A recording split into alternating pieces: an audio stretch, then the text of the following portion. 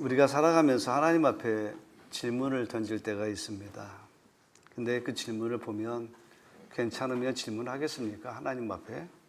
힘들고 어려우니까 하나님 앞에 질문을 던지는 거죠. 하나님 나에게 왜 그러십니까? 솔직히 말하면 하나님 나는 저 사람보다는 그래도 나는 더 신앙적으로 더 열심히 충성하고 헌신도 하고 또 봉사도 했는데 왜 하나님 나에게 이런 시련 주십니까? 하고 하나님 앞에 던지는 질문들을 보면 사실은 조금 억울한 하소연이 좀 섞일 때가 많이 있습니다. 하나님, 내가 왜 이렇게 건강합니까? 좀 가르쳐 주세요. 이렇게 기도하는 사람은 없잖아요. 하나님, 우리 아이들이 왜 이렇게 똑똑합니까? 아빠도 엄마도 별론데 왜 애들이 이렇게 천재처럼 똑똑합니까? 그 똑똑한 이유를 좀 알려주십시오. 이런 질문 하나요? 안 하잖아요. 하나님, 우리 남편 사업이 왜 이렇게 잘 됩니까? 이것 때문에 하나님 앞에 궁금해서 질문하시는 분들은 없잖아요. 하나님 앞에 우리가 정작 물음표를 던질 때는 힘들어서, 억울해서, 너무 고통스러우니까, 내가 답을 찾지 못하니까 하나님에게 매달려서 하나님으로부터 주시는 답을 얻기 위해서 하나님 앞에 질문을 던지는 거죠. 그래서 시편이나 구약 성경에 저 뒤편에 나오는 예언서 17편의 내용들을 보면 어찌하여 하나님께서 이 백성을 이토록 하나님께서 이 지경을 만드십니까? 하고 항의하는 그런 선지자들의 질문들이 굉장히 많이 있습니다. 이 정리해서 보면 인간은 참 간사합니다. 축복은 당연한 것이고 고난이 오면 다 하나님 책임으로 미루려고 하는 그런 인간에 내재되어져 있는 그런 속성이 있다는 이야기죠. 자, 생각의 관점을 바꾸어서 하나님께서 던지시는 질문들이 있지 않겠습니까? 이스라엘의 종교학자 아브라함 햇셀이라고 하는 분이 이런 얘기를 했어요. 철학은 인간의 질문에서 시작이 된다. 인간의 질문, 나는 왜 존재하는가? 나는 왜 사는가? 나는 무엇을 위해서 사는가?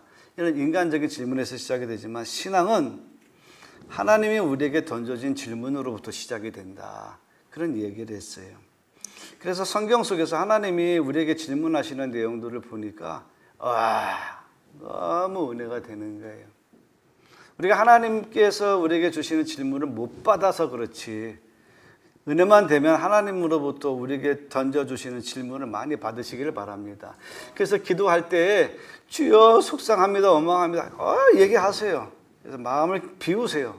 그리고 두 번째 뭐합니까? 그리고 아멘, 주 예수 그리스도 이름으로 기도합니다, 아멘 하고 나오지 마시고요. 막 속상한 거 다 얘기하세요. 그리고 하나님, 내가 하나님 앞에 말씀 듣기를 원합니다. 하나님, 내가 어떻게 해야겠습니까? 라고 하나님으로부터 질문을 받는 그런 묵상의 시간을 꼭 가지시면 은혜가 될 줄 믿습니다. 그래서 성경에 보면 하나님이 우리 인간에게 질문하시는 질문들을 보니까, 하나같이 그 백성들을 깊이 생각하시는 아버지의 그 배려 있는 마음들을 우리가 충분히 볼 수가 있어요. 최초의 하나님의 질문이 뭐냐면, 아담아, 내가 어디 있느냐예요. 그것이 인간에게 향한 하나님의 최초의 질문이에요. 선악과를 먹은 이후에 두려워서 숨은 아담에게 하나님 물으셨죠. 창세기 3장 9절에 아담아, 내가 어디 있느냐? 평소 같으면 저 여기 있어요 하면서 달려나갔을 아담인데 죄를 졌잖아요. 하지 말라고 하는 것만 했잖아요. 죄는 뭐예요? 하나님이 하지 말라고 한 것을 하는 게 죄거든요. 따먹지 말라. 에덴 동산에 있는 모든 과실은 다 너의 것이지만 그 중앙에 있는 생명나무와 선과 악을 알게 하는 나무, 그 중에 선과 악을 알게 하는 나무는 먹으면 안 된다. 이렇게 얘기했는데 그만 그것을 먹었잖아요. 그래서 그것을 먹은 이후에 죄가 들어오니까 자기의 벗은 것이 부끄럽고 하나님 앞에 면목이 없어서 두려워서 풀숲 사이에 숨었어요. 하나님께서 이렇게 보시니까 다 보여요. 우리 아이들 어려서 키울 때 애들 제일 좋아하는 게 뭡니까? 숨바꼭질이잖아요. 집도 좁은데 자꾸 어디 기어들어가서 숨어서 막 찾아내라는 거예요. 근데 엄마 아빠가 애들 어디 숨었는지 압니까 모릅니까? 금방 알죠. 숨을 땐 뻔하잖아요. 예? 자기 가야 어디 가겠습니까? 뻔히 봐도 거기 숨었는데 하나님이 물으세요. 모르는 척, 아담아 내가 어디 있느냐? 왜 모르는 척 물어봤을까요? 아담이 진짜 어디 있는지 몰라서 물으셨을까요? 아니죠. 그것은 뭐냐면 아담과 하와와 깨어진 관계를 개선하시기 위해서 하나님이 먹으면 죽으리라 그랬으니 그냥 심판하시면 되는데도 이 아담을 찾아오셔가지고 벗어서 창피스럽고 부끄럽습니다 그랬더니 그런 나뭇잎을 버리고 하나님께서 가죽옷을 지어 입히셔서 그의 죄를 사하여 주셨다는 이야기예요. 찾아오신 이유가 뭐예요? 잃어버린 관계를 회복시켜 주시기 위해서 하나님이 직접 우리 인간의 편으로 찾아와 주셨죠. 두 번째 언뜻 생각나는 것이 뭐냐면 열왕기상 3장 5절에 보면 솔로몬이 하루 종일 몇 주를 했는지 모르겠으나 하나님 앞에 1000번째, 그러니까 1000번의 제사를 드렸단 말씀이죠. 그래서 1000번의 제사가 끝난 그날 저녁에 피곤해서 너무 지쳐서 잠들어 있는데 하나님께서 꿈에 나타나셔서 말씀하십니다. 내가 너에게 무엇을 줄까? 한번 내게 구해봐라. 이렇게 말씀을 하십니다. 내가 너에게 무엇을 줄까? 사실 솔로몬의 아버지는 다윗이잖아요. 너무 위대했기 때문에 솔로몬이 그 아버지의 뒤를 이어서 통치하는 것이 자신감이 없었어요. 왜냐하면 다윗에게는요 4명의 부인에게서 6명의 아들이 있었고요. 그뿐만 아니라 간통을 해서 또 얻은 밧세바라고 하는 여인도 있었고, 근데 그 밧세바의 여인 중에 자식이 4명이 있었는데 첫째 아이는 죽고 셋째 아이였던 솔로몬이 왕이가 됐으니 자기 말고도 왕이 될 형제들이 잔뜩 있잖아요. 그러니까 뭐 정리가 안 되는 거예요. 자기는 불안하고 걱정이 되는 거죠. 그리고 아버지의 그런 덕이 있는 성덕의 정치를 벌였으니 야, 이 백성들을 어떻게 다스려야 될지에 대한 자신감이 없고 자존감이 떨어지고 불안했을 때 하나님께서는 그의 필요를 아시고 내가 너에게 무엇을 줄까 그랬더니 하나님, 내가 아버지의 뜻을 받들어서 백성들을 잘 지도할 수 있는 백성들의 말을 듣는 마음을 주시옵소서. 듣는 마음, 말하는 마음, 말 잘하는 마음이 아니라 듣는 마음, 경청할 수 있는 마음을 주시옵소서. 너무 예쁜 거예요. 아마 목사님 저에게 하나님 오늘 밤에 나타나셔서 내가 너에게 무엇을 줄까 그러면 저는 아마 그럴 수도 있을 것 같아요. 주여 설교 잘하게 해주시옵소서. 끝내주게 해주시옵소서. 성도들을 감동시키고 감화시킬 수 있는 능력을 주시옵소서. 따 이 녀석아 하고 하나님이 혼내실 것 같아요. 왜? 중요한 것은 말 잘하는 것보다 뭐예요? 듣는 마음이 필요하죠. 집안에서 서로 사랑하는 가족들이 살아갈 때 말 잘하는 사람들만 모이면 어떻게 돼요? 못 살아요, 여러분. 살 것 같죠? 못 산다니까요. 근데 어떤 사람이 있어야 돼요? 들어주는 사람이 있어야 돼요. 우리 집에는요, 들어주는 사람이 있고 말만 내뱉는 사람이 있습니다. 저는 내뱉고 저 사람은 들어주고, 저 사람이 못 들어주면 저는 못 살아요, 여러분. 저 사람도 못 살고 나도 못 살고. 집안에 누군가는 들어줘야 되는데 스펀지와 같이 충격이 있을 때 들어주는 사람이, 듣는 지혜가 있는 사람이 있어야 되는데 그렇지 못하고 서로 주장을 하고 말을 잘하는 것을 자랑으로 삼고 주장하는 사람들만 있으면 안 되는 거예요. 그 교회는요, 잘 되려면은 듣는 사람들이 많아야 돼요. 말씀하옵소서 내가 듣겠나이다 이래야지. 가만히 있어봐. 제발 가만히 있어봐. 내가 얘기 좀 할게. 내가 얘기 좀 할게. 이렇게 되면 여러분 교회가 어떻게 되겠어요? 안 된다는 얘기죠. 하고 싶은 얘기 많으시죠? 근데 있잖아요. 하고 싶은 얘기 다 하고 살면 그 하고 싶은 얘기 다 하면은 저도 그래요. 당회를 하든지 직원회를 하든지 누구와 얘기할 때 하고 싶은 얘기를 다 하고 나면 꼭 후회를 해요. 저 사람이 몰라서 온 거 아니거든요. 답을. 근데 내가 목사라고 내가 자꾸 답을 가르쳐 주려고 하거든요. 뭔가 답을 얻으려고 왔으니까 내가 줘야지 하는 마음으로 자꾸 이야기하거든요.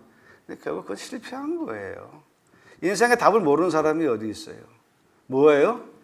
말해서 자기 마음을 풀어보려고 오는 것인데 풀지는 못하고 일방적으로 또 이야기하는 소리만 잔뜩 집만 지고 가면 그 사람들이 위로를 받지를 못하죠.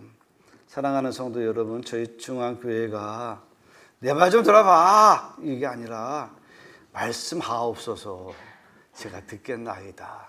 이런 낮은 마음을 가지고 경청할 수 있는 우리 제천중앙교회가 될 수 있기를 주님의 이름으로 축원합니다. 그래서 하나님이 저에게 자꾸 말씀하시는 것 중에 하나가 뭐냐면 제가 말이 좀 많아요. 말이 좀 많아.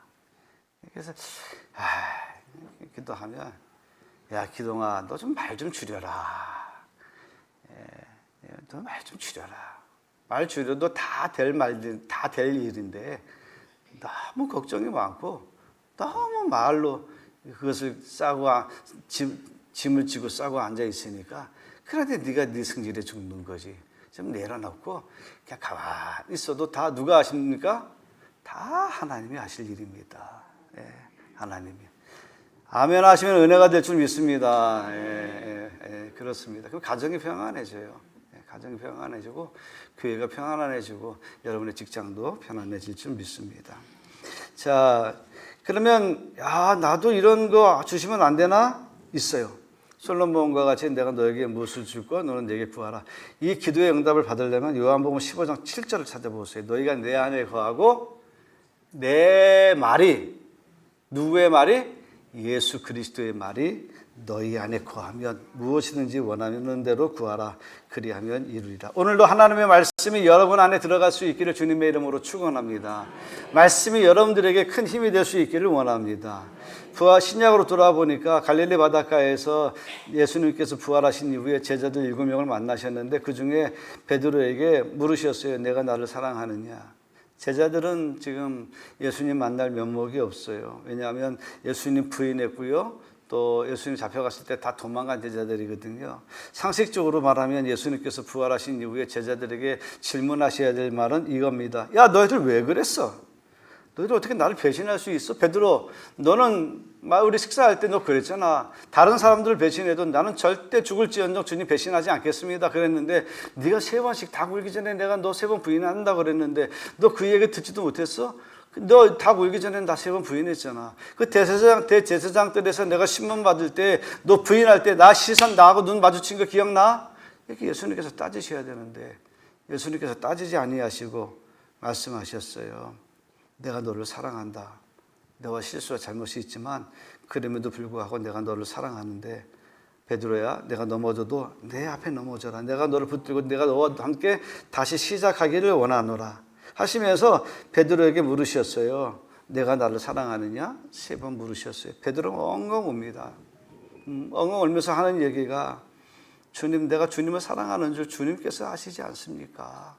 너무 쑥스럽고 부끄럽고 창피하고 그러지만 그렇게 고백을 하죠. 그리고 주님께서 마지막으로 그래 알았다. 이제 내 양을 먹이라. 이렇게 말씀하셨어요. 내가 나를 사랑하느냐? 물으시고 내 양을 먹이라. 이렇게 말씀하셨습니다. 영적 지도자로서의 임명장을 수여하는 모습이지요. 그래서 하나님께서 우리에게 질문을 하실 때는 이렇게 적당히 우리가 질문을 모아보니까 관계를 회복하시기 위해서 질문하시고 복 주시기 위해서 질문하시고 또 뭐예요? 사명을 위해서 질문을 하시더라 그런 이야기. 그러니까 하나님은 우리에게 주시는 질문이 있으면 여러분 정말 복받은 사람들이에요. 하나님으로부터 질문을 많이 받는 성도 여러분 되시기를 주님의 이름으로 축원합니다. 오늘 에스겔서에 나와 있는 내용들인데 에스겔을 환상 중에 그를 골짜기로 데려가셔서 환상 중에 마른 뼈들을 보여주셨어요. 하시면서 이 뼈들을 능히 살겠느냐라고 물으셨어요. 오늘 본문의 배경은 이스라엘 백성들 남쪽의 유다가 586년에 여호야김 왕 때에 한 1만 명의 귀족들과 선지자들이 다 잡혀갔어요. 그리고 그토록 자랑했던 아름다운 거룩한 예루살렘 성전은 허물어지고 승량의 들짐승들이 드나드는 폐허가 되어버리고 말았어요. 바벨론의 포로로 잡혀간 지 5년이 지난 이때 에스겔 선지자는 이스라엘의 앞날을 걱정하면서 강가를 거닐고 있었습니다. 바벨론에 있는 강가를 거닐고 있는데 하늘문이 열리면서 하나님께서 에스겔아 너는 나를 따르라 하고 부르셨어요. 환상 중에 에스겔이 하나님이 부르시는 음성 중으로 갔는데 갑자기 골짜기가 하나 나오면서 그 골짜기에 마른 뼈들이 저 위에서부터 아래까지 가득 찬 마른 뼈들이 가득 차 있었어요. 선지자는 촉이 왔어요. 선지자는 깨어있는 하나님의 예언자들 아닙니까? 이 마른 뼈가 나라를 잃어버린 믿음을 잃어버리고 예루살렘 성전을 잃어버린 이스라엘 백성들의 영적 상태를 이야기하는 것이겠구나 단번에 느낄 수 있었습니다. 죽은 지 오래되어 바짝 말라버린 뼈, 이것은 당시의 유대인들의 그러한 영적 상태와 너무나 닮아있기 때문에 그렇습니다. 왜냐하면 하나님 앞에 부패하였고 하나님은 부패한 이스라엘 백성들을 심판하셔서 나라를 없애버리시고 백성을 흩어버리시고 그 백성들을 바벨론에 다 포로가 되게 하셨으니까, 그리고 거기서는 예배도 못 드리잖아요, 여러분. 하나님을 하나님이라고 고백도 못 하잖아요. 그러니까 메마른 뼈와 같은 심령을 가지고 살아가는 이 유대인들을 향한 하나님의 경고의 말씀, 하나님의 그런 그 말씀이 있는 것이지요. 그러면 이스라엘이 왜 마른 뼈처럼 공허한 인생이 됐을까? 이 에스겔서 37장에 마른 뼈 환상이 있기 이전에 36장 18절에 보면 그들이 메마른 심령, 그렇게 마른 뼈조각 같은 심령이 될 수밖에 없는 하나님의 심판을 받은 이유를 두 가지를 이야기합니다. 첫째는 현대인의 성경을 보니까 36장 18절에 죄 없는 사람들을 죽여서 피를 흘림으로 그 땅을 더럽혔다 그랬어요. 그 두 번째는 우상 숭배로 이야기하고 있습니다. 너희가 원수와 대적하여 싸우는 것이 아니라 너희 안에서 사랑과 긍휼이 없이 서로 상처를 주고 서로 핑계 삼고 서로 탓하는 마음으로 땅을 더럽혔으니, 하나님의 백성이 하나된 마음으로 사랑하지 않고 서로 다투고 원망하고 서로 상처를 주고 서로 남 탓하는 마음으로 하나님의 땅을 더럽혔으니 하나님께서 그 땅을 메마른 땅, 마른 뼈와 같은 상황으로 하나님께서 심판하셨다는 이야기입니다. 사랑하는 성도 여러분, 이 뜻밖의 이 환상 중에 본 이 골짜기에서 여호와께서 에스겔 선지자에게 질문하셨죠. 에스겔아, 이 뼈들이 살겠느냐? 이 뼈들이 어떻게 삽니까? 산소호흡기 꽂고 헐떡헐떡거리고 있으면 살 수 있을까? 살 수 있겠죠. 희망이 있느냐? 네라고 대답할 수 있죠. 왜? 살아있으니까. 근데 마른 뼈잖아요. 마른 뼈 골짜기에, 그 골짜기를 올라가다 보면 발로 뼈를 밟으니까 너무 말라서 오래돼서 푸석푸석 먼지가 날 정도예요. 근데 이게 마른 뼈가 살아서 다시 생명 있는 사람으로 살아날 수 있겠느냐고 물으시는데 그게 어디 가능하겠습니까? 현실성이 없잖아요. 그러니까 아니라고 말하면 선지자 체면이 말이 아니고 네라고 그러기에는 받아들일 수 없으니까 에스겔 선지자가 뭐라고 말하면 주께서 하시나이다. 나는 모르겠고 주님이 하시는 일이라 주께서는 아시겠죠 라고 이야기합니다. 생각해 보세요. 하나님께서 어젯밤에 저에게 말씀하시기를 너는 오늘 주일 예배 드리지 말고 저 화장장 앞에 있는 공동묘지 가가지고 마른 뼈들아, 죽은 뼈들아, 갈아서 다 가루가 된 뼈들아, 다시 일어나라, 다시 되살아나라, 이렇게 이야기하면 그 뼈들이 살아나겠습니까? 그렇죠? 여러분도 저랑 똑같은 생각이네요.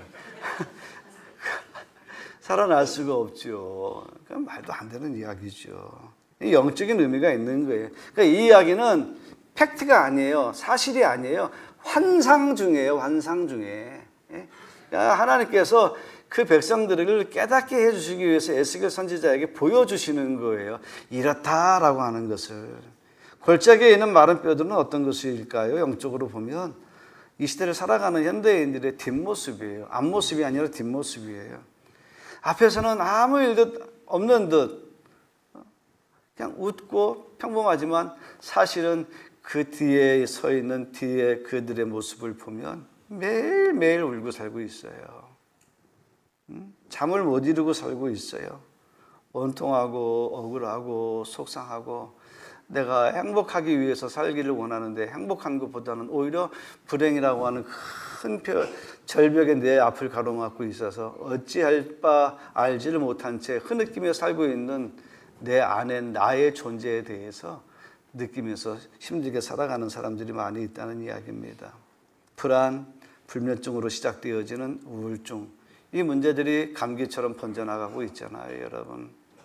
그리고 이제는 이게 유행처럼 번져서 갱년기뿐만 아니라 나이가 드는 대로 여러분, 젊으면 젊은 대로, 또 중년은 중년대로, 노인은 노인대로 이 우울증 환자가 급속도로 늘어나고 있다는 거 아니겠습니까? 경제적인 이 경제는 이 문명은 굉장히 발달하는데 발달하는 인간의 문명에 대해서 이 정신적인 영역에 따라가 주지 못하니까 그 차이가 나서 그 차이를 우리는 우울증이라고 그렇게 이야기하고 있거든요. 여러분, 우리 하나님께서 질문하시는 것이 마른 뼈를 확인하라고 질문을 하시는 건가요? 아니면 이 마른 뼈가 어떻게 될지에 대한 희망의 이야기를 하시려고 질문하신 건가요? 잘 생각하셔야 됩니다. 하나님은 우리에게 절망을 주시는 질문을 하시는 것이 아니라 절망 가운데 빠지고 있는 자들에게 희망을 주시는 질문을 하시는 것입니다. 그래서 마른 뼈들이 어떻게 되는가 하면 살아나서 다 큰 군대가 되는 그런 환상을 보게 되어지는 것이에요. 그러면 이 마른 뼈가 어떻게 큰 군대를 이루는 그런 역사가, 그런 환상 중에 보이는 역사가 일어났을까요? 두 가지예요. 하나님의 말씀을 그대로 들었고 그대로 전해야 돼요. 4절에 보면 여호와께서 말씀하셨어요. 이 뼈들에게 주 여호와의 말을 예언하여라. 여호와의 말씀을 전하여라. 그랬더니 7절 말씀에 이에 내가 명령을 따라 대언하니 나의 분부하신 대로 그 말씀을 전하니 하나님의 말씀을 뼈들아 일어나라 라고 하나님의 말씀을 그대로 전하니 그 순간 마른 뼈들이 제자를 찾아 뼈가 부딪히고 심줄과 살이 일어나고 피부가 덮어져서 사람이 모양이 완벽하게 만들어졌다는 이야기입니다. 하나님의 말씀대로 이 뼈들아 살아나라, 이 뼈들아 일어나라 라고 전하라 해서 전했더니 뼈들이 살아났다는 이야기예요. 여러분, 말씀이 역사하는 곳에 변화가 일어납니다. 하나님이 말씀으로 천지를 창조하셨고요. 말씀으로 주님은 풍랑을 잔잔하게 하셨고요. 말씀으로 죽은 나사로야 일어나라 나오너라 할 때 3일이 장사 지난 지 3일이 된 나사로가 무덤 문을 열고 나왔다는 이야기 아닙니까? 근데 한 가지 부족한 것이 있어요. 뼈가 맞춰지고 힘줄이 붙고 근육이 붙고 살이 돋고 피부가 덮어졌는데 근데 아직은 사람 모양만 있지 숨을 못 쉬어요. 생명이 없어요. 생명이. 그래서 8절에 보면 생기가 없었더라. 생명이 없었다는 거예요. 그랬더니 이제 9절에 뭐라고 말하는가 하면 생기에게 대언하라 이렇게 이야기합니다. 이 생기는 14절에 보면 내 영이라 그랬어요. 성령입니다. 성령에게 대언하라. 너 사람아 생명의 영을 불러 넣어라. 그러면 다시 살려내게 하리라 이렇게 말씀하시고 있습니다. 9절에. 그랬더니 10절에 말씀하시기를 이에 내가 에스겔의 명령대로 대언하였더니 생기가 그들에게 들어가며 그들이 일어나서 큰 군대가 되었더라 그랬어요. 말씀이 있었고 말씀을 대언하니 그 말씀이 그들에게 역사가 일어났다는 거예요. 일어나라 그랬더니 뼈들이 일어나서 사람의 모양을 갖추었고 성령의 영이 들어가라 그랬더니 성령의 영이 들어갔더니 그 죽은 그런 호흡하지 못하는 인간이 결국에는 호흡을 하고 벌떡 일어나서 큰 군대를 이루었다는 이야기입니다. 말씀은 이중성이 있어요. 말씀이라고 하는 것이 예수님이 죽으시고 부활하신 이후에 성령의 능력을 받고 광장에 나가서 복음을 전했던 예수님의 제자들이 중에 베드로가 설교를 했더니 그 설교를 듣고 백성들이 가슴을 치면서 어찌할꼬 회개하고 그날에 세례받는 사람이 3,000명이었다 그랬어요. 예수 그리스도의 십자가의 복음, 예수가 이 땅에 오셨고 예수를 너희가 죽인 그 예수가 하나님의 아들이었다라고 하는 사실, 그것을 그대로 전했는데 3,000명이 회개하고 받아들였어요.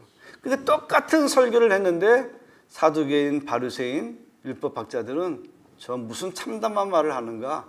저를 죽여야겠다. 어찌할꼬 저가 참담한 말을 하는구나. 죽여야겠다라고 하는 생각을 가졌다는 이야기예요.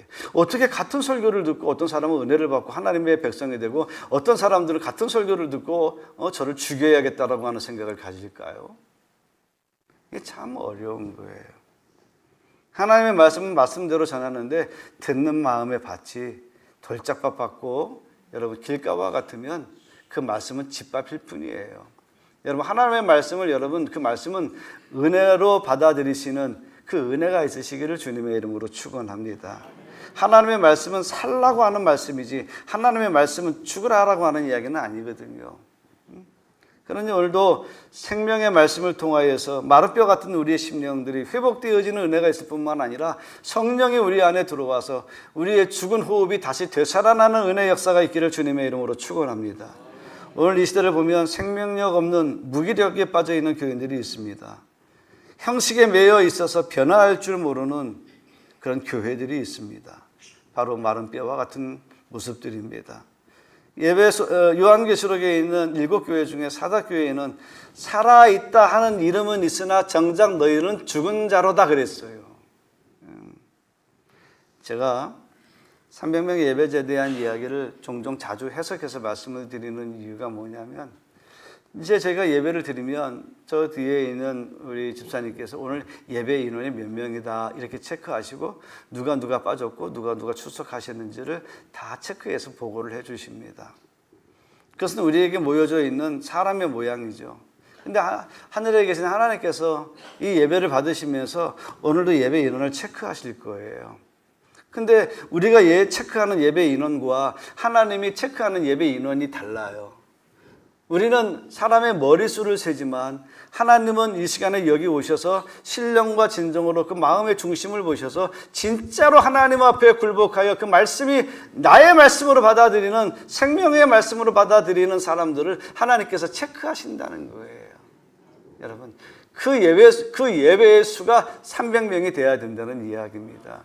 1000명쯤 되면 300명이 될까요? 진짜 예배 드리는 사람이? 너무 마음이 아프잖아요. 700명은 다 쓸데없는 사람이잖아요. 저는 원하기를 여러분 한 사람 한 사람이 주일날이면 은혜 받을 마음으로 오세요, 여러분. 예. 그리고 주여 내가 은혜 받기를 원합니다라고 기도로 준비하세요. 예. 그럼 하나님께서 여러분들의 마음에 말씀이 떨어질 때마다 그 말씀이 은혜가 되어질 줄 여러분 믿으시기를 바랍니다. 여러분 힘드시잖아요. 힘드세요. 또 사명을 감당하시다 보면 너무 힘에 버거우실 때가 있죠. 제가 요즘 우리 장로님들이 너무 불쌍해요. 장로님들이 자꾸 반복해서 얘기하는데, 야, 장로는 못할 일입니다. 예? 예. 정말 힘든 일이에요. 그러니까 여러분 많이 사랑해 주셔야 됩니다. 그리고 누구보다도 가장 많이 교회를 위해서 걱정하고 염려하고 기도하는 분들이 우리 장로님들이시니까, 그래서 그들이 모여서 당회를 조직하고 그 당회에서 가장 최상의 것들을 결정을 하고 진행을 하게 되죠.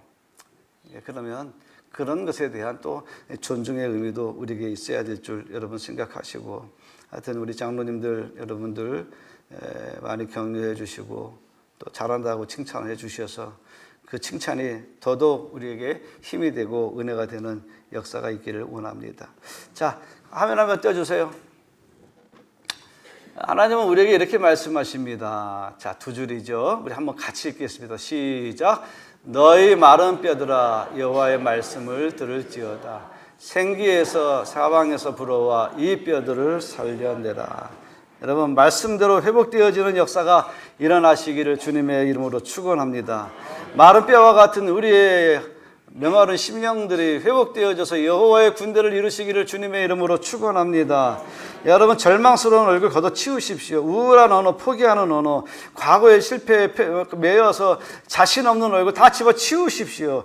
이제 새롭게 변화되어져서 이제 더 이상 마른 뼈와 같은 그런 무서운 얼굴이 아니라, 이제 평화를 잃어버리는 얼굴이 아니라 주님이 우리 안에 주셔서 새로운 생명, 이제 세상을 향하여 예수의 군대가 되어서 나가는 주의 백성들이 되시기를 주님의 이름으로 축원합니다. 자.